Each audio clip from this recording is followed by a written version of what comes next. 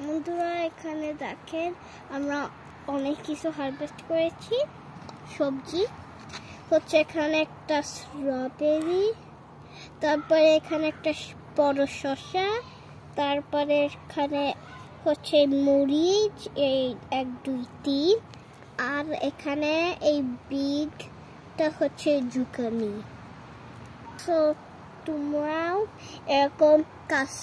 লাগাবেন আর vegetable harvest করবেন bye bye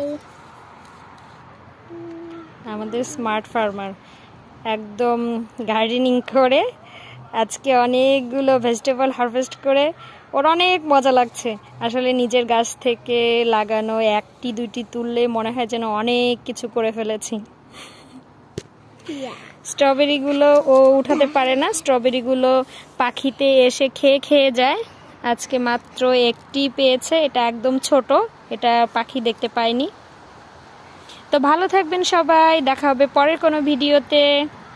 bye bye